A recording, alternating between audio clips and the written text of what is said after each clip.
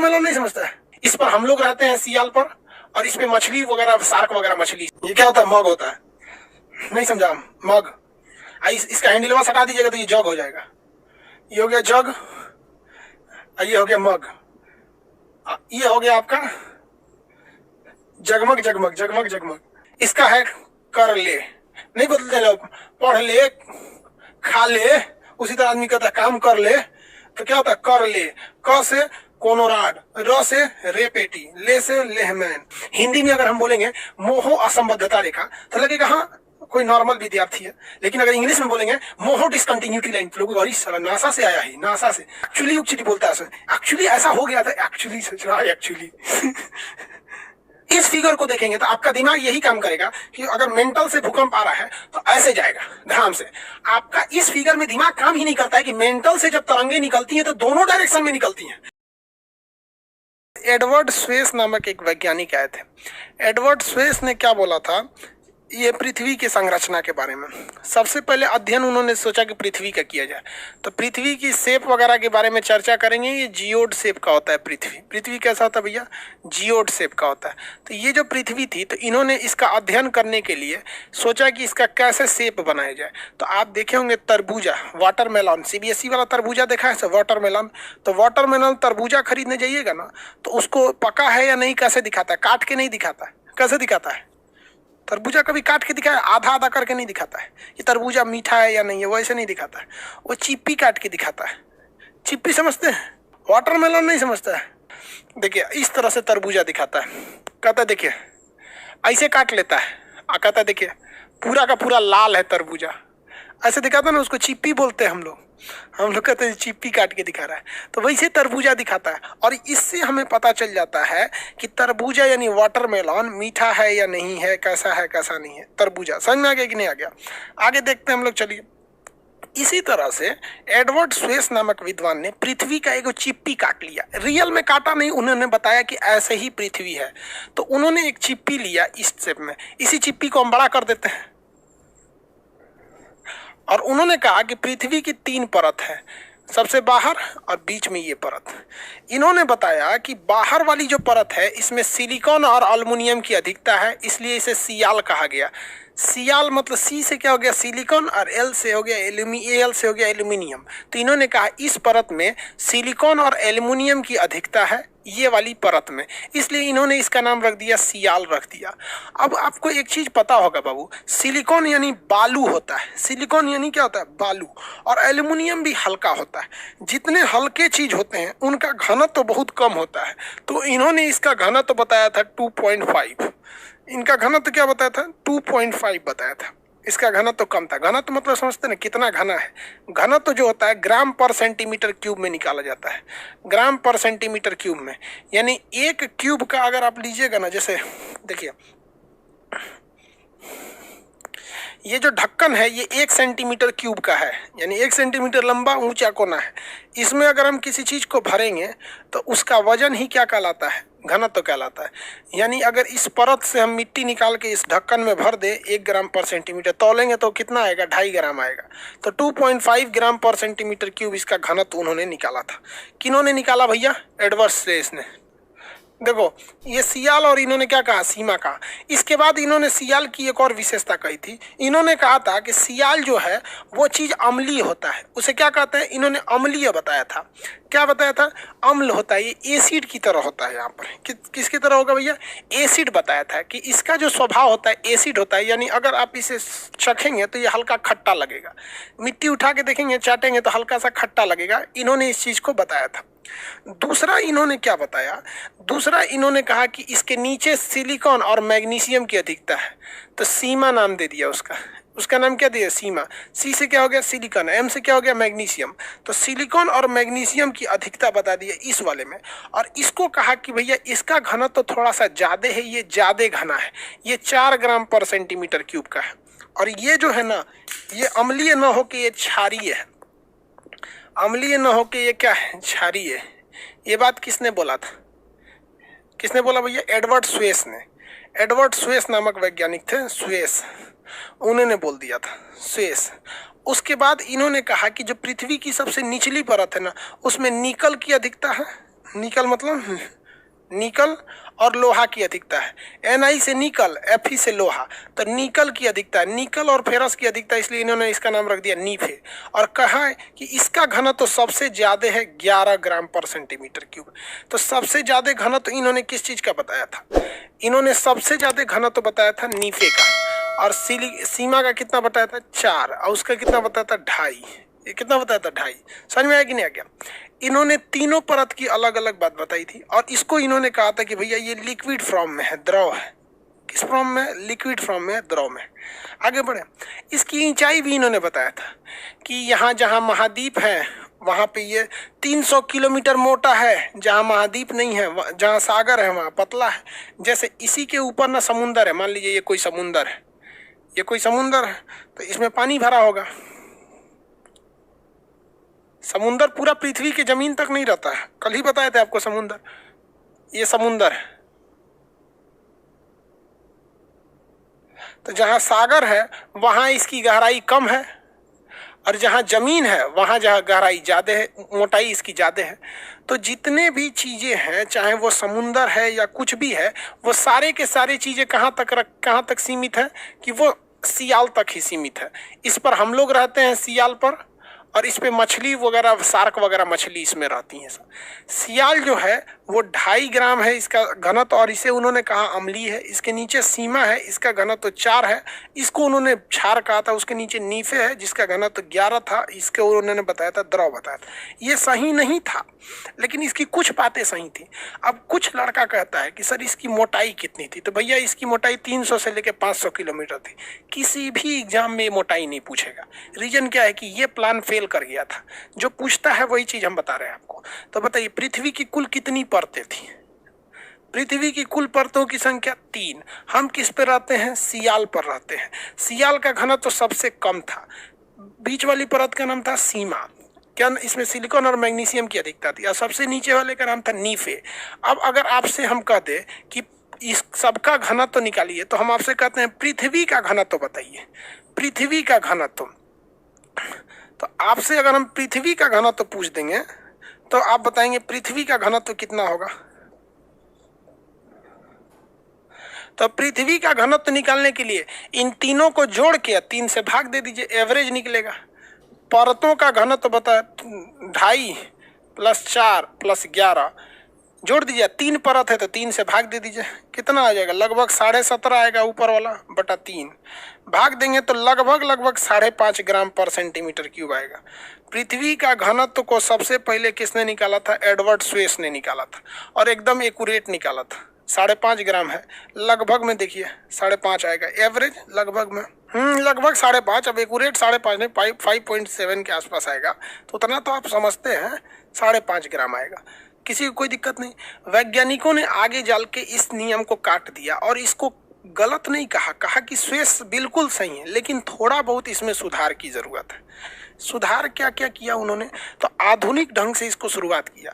शुरुआत करने से पहले हम आपको समझा देते हैं कि कहीं पे भी अगर आप पृथ्वी की परत देखने जाइएगा तो आपको यही वाला शेप देखने को मिलेगा, ये डिजाइन देखने को मिलती है। ये डिजाइन क्यों देखने को मिलती है? क्योंकि तरबूजा काटते हैं लोग तो यही डिजाइन निकलता है। तो ऐसे ही पृथ्वी का काट, क्या हकीकत में इतना काट के निकाला है? नहीं, इनडायरेक्टली पढ़ा गया है।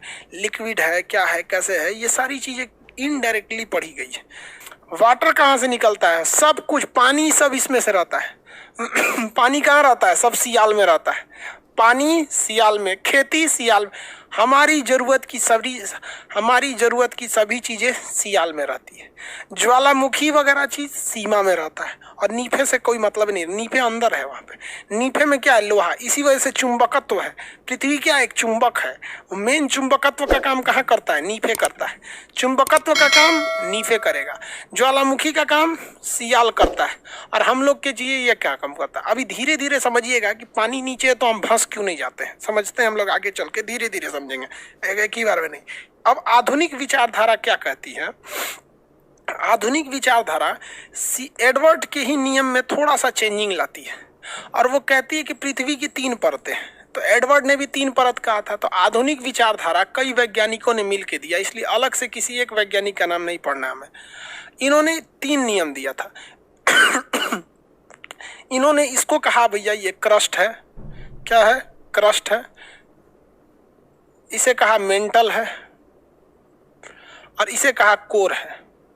जबकि अगर आप देखेंगे तो एडवर्ड स्वेस ने इसे सियाल सीमा नीफे कहा था। इन्होंने कहा ये क्रस्ट है, मेंटल है, कोर है, ठीक है।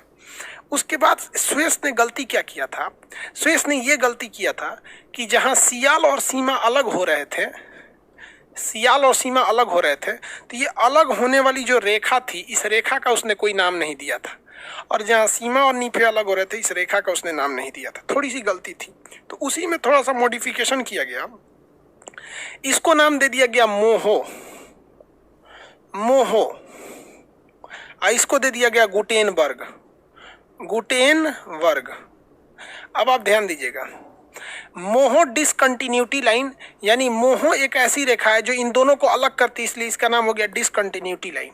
मोहो डिसकंटिन्यूटी लाइन और गुटेनबर्ग डिसकंटिन्यूटी लाइन, ये दोनों वैज्ञानिक थे सब। मोहो एक वैज्ञानिक था, उसने अपने नाम पे रख दिया कि मोहो एक ऐसी रेखा है जो दोनों के संबंध को अलग करती है, इसलिए इसे कहा गया मोहो असंबद्धता रेखा, या मोहो लाइन भी आप कहेंगे तो आराम से समझ में आए। मोहो लाइन क्रस्ट और मेंटल को क्या कर देती है? अलग कर देती है। जबकि गुटेनबर्ग एक ऐसी लाइन है जिस मेंटल और कोर को अलग कर देती है। एग्जाम में आप कंफर्म इसको भूल जाइएगा कि मोहो क्या है और गुटेनबर्ग क्या है, इसलिए आपका व्यवस्था रखा गया है। इसे शॉर्टकट में याद रखिएगा, मग। क्या याद रखेंगे? मग। पानी पीते हैं किस चीज में? मग में। प्लास्टिक का हैंडल जो होता है ना, उसे मग कहते हैं। अरे मग नहीं समझता है?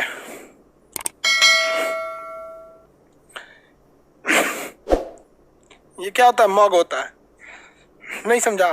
मग। इसका हैंडलवा हटा दीजिएगा तो ये जग हो जाएगा। ये हो गया जग, ये हो गया मग, ये हो गया आपका जगमग जगमग जगमग जगमग। समझा? जगमग जगमग। आगे देखिए, उसी को मग बोलते हैं। म से क्या हो जाएगा? ट्रिक में याद रखेंगे, म से मोहो और ग से गुटेनबर्ग। मोहो और गुटेनबर्ग असंबद्धता रेखा। दूसरा इन्होंने एक सुधार दिया, कहा कि देखिए, उन्होंने एकदम बेहतरीन ढंग से बताया था एडवर्ड स्वेस ने कि मानव यहीं रहता है, उसके पीने के लिए पानी इसी से निकाला जाता है। यहाँ ज्वालामुखी आती है, जब ज्वालामुखी आती है तो लावा यहीं रहता है। ये पिघली अवस्था में, इसमें लोहा वगैरह ज़्यादा रहता है, जिस वजह से इसकी चुंबकीय क्षमता ज़्यादा है। इसमें उन्होंने थोड़ा सा और सुधार दिया। उन्होंने कहा कि जो हर एक परत को दो भाग में बांट सकते हैं, क्रस्ट को भी दो भाग में बांट सकते हैं, मेंटल को भी दो भाग में बांट सकते हैं, और कोर को भी दो भाग में बांट सकते हैं। दो भाग में बांट सकते हैं। अब ये देखिए, ये हो गया अपर क्रस्ट और lower crust, upper mantle, lower mantle, upper core, lower core. जबकि ऐसा विभाजन ये स्वेस साहब ने नहीं किया था, इसलिए आप कंफ्यूज ना हो जाएंगे।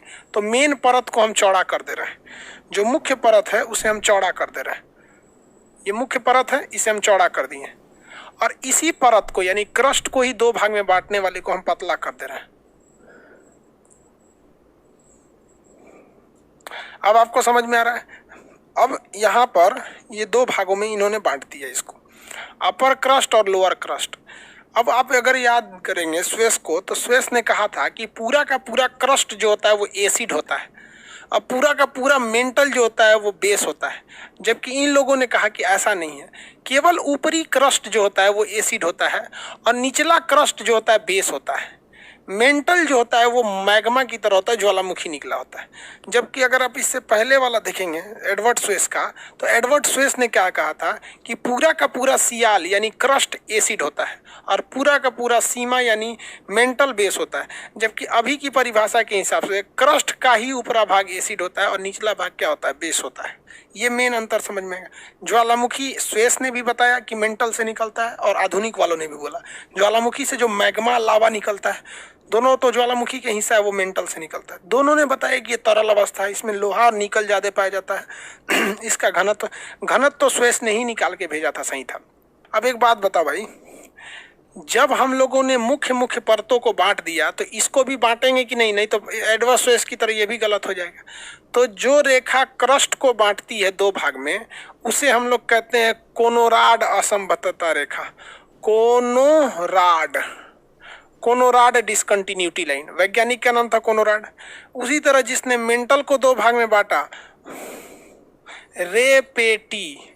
रेपेटी असंबद्धता रेखा, कौन सी रेखा? रेपेटी असंबद्धता रेखा। इंग्लिश वाला कहता है रेपेटी डिसकंटिन्यूटी लाइन।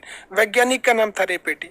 उसी तरह जिसने कोर को बांटा, इसको रेपेटी ने बांटा था, रेपेटी, और ये कोर को जिसने बांटा था लेहमैन। लेहमैन, वैज्ञानिक का नाम था Lehman. Lehman discontinuity line, Lehman discontinuity line.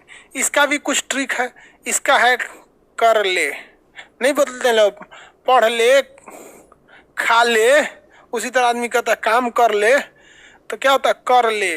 क से कोनोराड, र से रेपेटी, ले से लेहमैन, कर ले। इसका वाला मग, कर ले और मग। अब बताइएगा, क्रस्ट को दो भाग में बांटने वाली रेखा का नाम?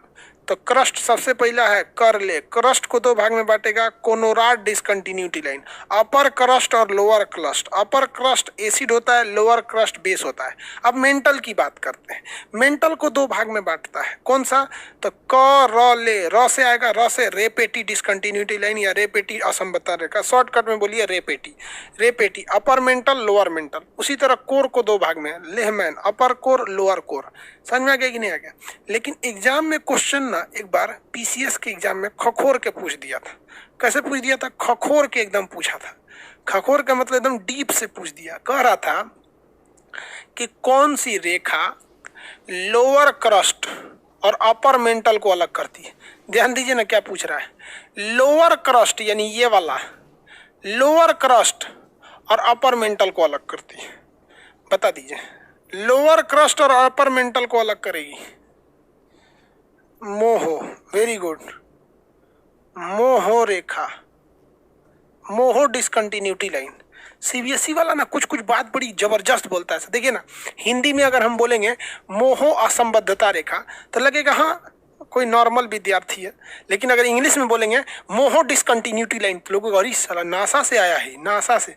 तो कभी कभी इंग्लिश में ना कोई वर्ड बहुत भारी लगने लगता है कि नहीं? बहुत भारी लगने लगता है इंग्लिश वाला में। तो सीबीएसई वाला कभी कभी कोई बात बहुत सॉलिड बोलता है। हो गया, जैसे नहीं बोलते हैं लोग कि एक्चुअली बोलता है। एक्चुअली ऐसा हो गया था, एक्चुअली सोच रहा है, एक्चुअली समझा क्या? मोहो डिसकंटिन्यूटी लाइन, वेरी गुड। मोहो असंबद्धता रेखा। अरे मोजो कौन बोलता है? याद रहेगा आप लोग को। आगे बढ़ जाए, ज्वालामुखी का अब थोड़ा सी विशेष बात देखते हैं। इसे किसी एक वैज्ञानिक ने नहीं दिया था, इसलिए हम इसे अलग से नाम दो। 5 गो वैज्ञानिक का नाम तो आपको यहीं दिख रहा है। देखिए ना, मोहो वैज्ञानिक, गुटेनबर्ग, लेहमैन, रेपेटी, कोनोराड, सब तो वैज्ञानिक ही था सब। तो इसका हम अलग से नाम कैसे देंगे? जबकि पुरानी विचारधारा को अकेले एडवर्ड स्वेस ने दिया था, और एडवर्ड स्वेस ने पृथ्वी का घनत्व एकदम एक्यूरेट निकाला था। उसकी कुछ कुछ गलतियां थी, हालांकि बाकी सब सही था। उसने अलग से नाम नहीं दिया, उन्होंने तत्वों के नाम पे ही रख दिया।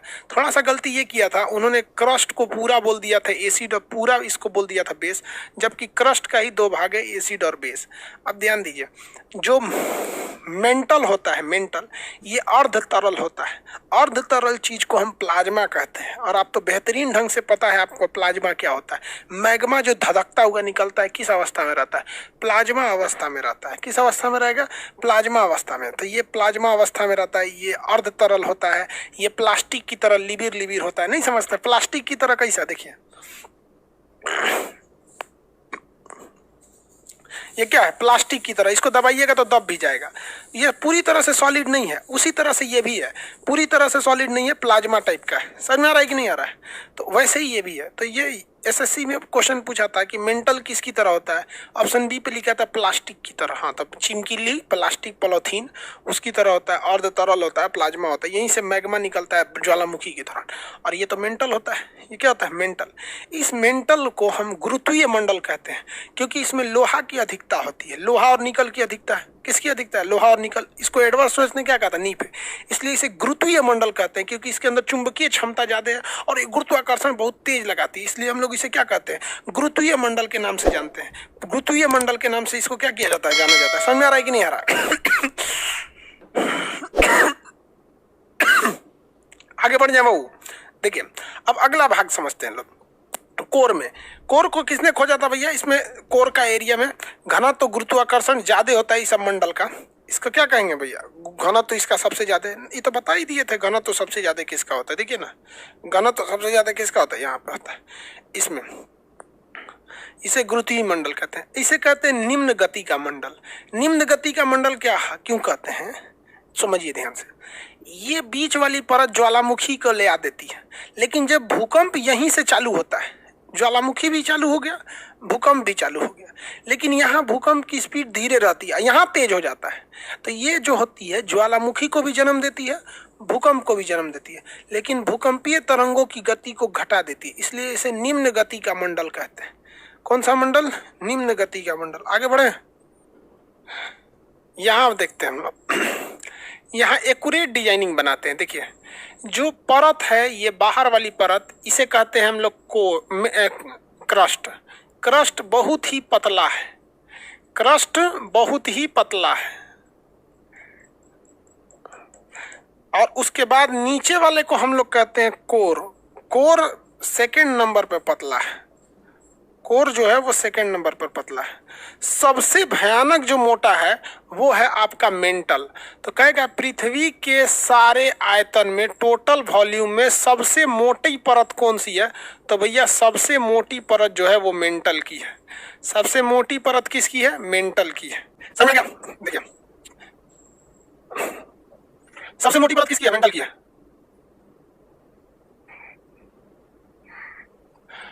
टोटल पृथ्वी का, टोटल जो पृथ्वी है उसका 1% क्रस्ट है। क्रस्ट जो है बाबू केवल कितना परसेंट है? 1% है। जबकि मेंटल ना ससुरा बहुत ज्यादा है, 83% है। और कोर जो है वो सेकंड सबसे लार्जेस्ट है, देखिए 16% है। कितना परसेंट है? 16% है। समझ में गया? हर चीज हम आपको बता दी। क्रस्ट जो है वो ऊपर वाला, अब इसमें दो क्रस्ट है यार, अब हम किस तरह से बताएंगे? ऊपरी क्रस्ट, निचली क्रस्ट। यहाँ समझाने के लिए बड़ा बना दिए थे, यहाँ छोटा बना दिए यहाँ पर। ये समझ में गया? किसी को यहाँ तक में दिक्कत? सबसे बड़ी परत कौन सी है? 84% मेंटल। अरे यार 83% है, 84 इसको करोगे तो 16 होकर 100% हो जाए। 83% है, 83.32 है, तो उसको 83 समझिए ना। इसका हम अगर ओरिजिनल फिगर बनाएं तो देखिए ओरिजिनल फिगर कैसे बनेगा। मतलब ये तो हम चिप्पी काट के निकाले हैं, इस तरह से बन गया भैया। ये हो गया हमारा सबसे बाहरी परत, हो गया ये क्रस्ट का। इसके बाद जो था मेंटल, और सबसे ज्यादा मात्रा में क्या बनेगा हमारा? सबसे ज्यादा मात्रा में बनेगा हमारा मेंटल। समझ में गया? देखिए ये है इसका ओरिजिनल फोटो।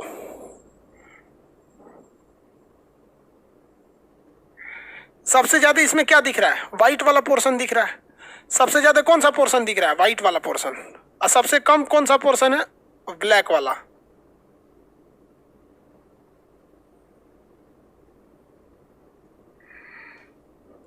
इसी का हम क्या काट लिए हैं? चिप्पी काटे। इसी का हम क्या काटे बबुआ? चिप्पी। इसी का चिप्पी काट के निकाल लिए हैं, और यही चिप्पी यहां दिख रहा है बड़ा सा।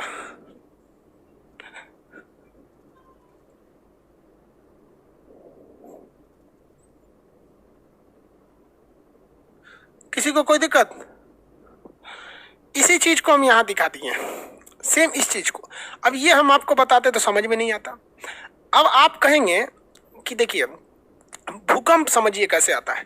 जब भूकंप आता है ना, तो इस फिगर को अगर आप देखेंगे, देखिए ध्यान से, इस फिगर को देखेंगे तो आपका दिमाग यही काम करेगा कि अगर मेंटल से भूकंप आ रहा है तो ऐसे जाएगा धाम से। आपका इस फिगर में दिमाग काम ही नहीं करता है कि मेंटल से जब तरंगे निकलती हैं तो दोनों डायरेक्शन में निकलती हैं। ये फिगर जो है आपको आधा ज्ञान देता है, और ये इंडिया का ये जो एजुकेशन सिस्टम है ना, ये लड़कों का दिमाग कमजोर कर देता है। लड़कों को यही फिगर दिखाया गया है, इसलिए उनके दिमाग में एक ही चीज भरा हुआ है कि तरंग निकलेगा तो इधर ही जाएगा। भैया इधर भी तो जाएगा। आप इधर इस फिगर में देखिए ना, कि अगर मेंटल से कहीं से, इस मेंटल से अगर ज्वालामुखी निकलता है, ब्लास्ट होता है या फिर भूकंप निकलता है, तो भूकंप तो इधर जाएगा ही जाएगा। इधर भी तो जाएगा भूकंप, इधर भी तो जाएगा भूकंप, लेकिन ज्यादा तबाही यहाँ पहुंचाएगा, ये ईपी सेंटर हो जाएगा। क्या हो जाएगा? EP centre. भूकंप की तरंगे जब यहाँ आएंगी तो चारों ओर जाती हैं, लेकिन यहाँ पे क्या होती है? यहाँ पे अब देखिए, इधर जो जाती है वो मेंटल में ही गायब हो जाती है, क्योंकि मेंटल को निम्न गति का मंडल कहते हैं, ये गायब हो जाती है। इधर वाले को ये गायब कर देता है, पार करके निकलती है इधर, तो इतना ना मेंटल धीमा कर देता है, कोई असर नहीं पड़ता है। और जो यहाँ मारती है तगड़ा मार देती है। इसी वजह से लोग ऐसे दिखाते हैं कि ये आ गया भूकंप, और भैया चारों ओर भूकंप गया रहता है। भूकंप कहाँ गया रहता है? चारों डायरेक्शन में गया रहता है।